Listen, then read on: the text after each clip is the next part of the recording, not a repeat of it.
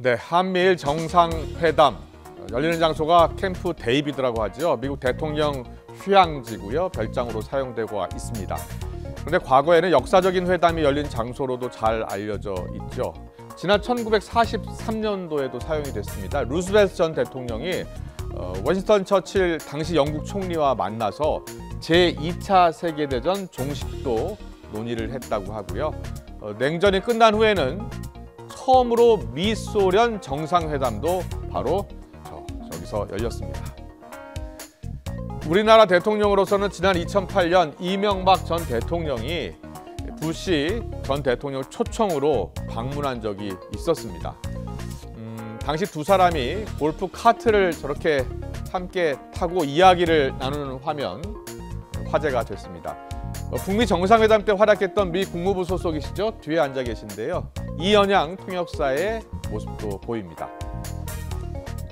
네, 캠프 데이비드. 오바마 전 대통령도 자주 활용한 장소입니다. 지난 2012년 주요 8개국 G8 정상들이 모여서 북한 핵 문제, 그리스 유로존 탈퇴 문제 등 국제 현안을 논의하기도 했습니다. 당시에는 G8에 러시아가 포함됐었고요. 메드베데프 총리, 저기 보이시죠?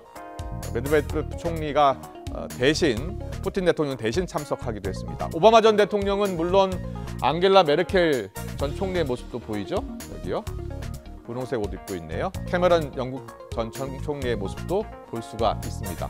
또 프랑스와 올랑드 프랑스 전 대통령의 모습도 볼 수가 있습니다.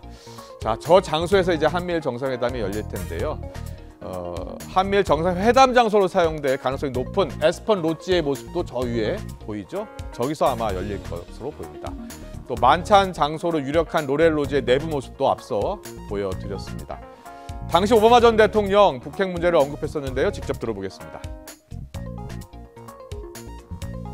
All of us agree that North Korea is violating its international obligations and that there is a path for them to rejoin the international community, but that path is not going to be,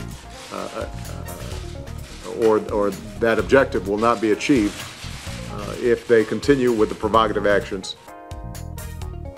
네, 자, 바이든 대통령 취임 이후 이 캠프 데이비드로 외국 정상을 초청한 것은 이번이 처음이라고 하는데요. 존 커비 미 백악관 전략소통조정관, 캠프 데이비드에서 중요 회담이 열렸던 오랜 전통에 맞게 이번 정상회담이 삼국 협력의 새 시대를 열 것이다 라고 밝혔습니다. 자, 한미일 정상이 캠프 데이비드에서 어떤 역사적 합의를 이끌어낼지 회담 결과가 주목됩니다.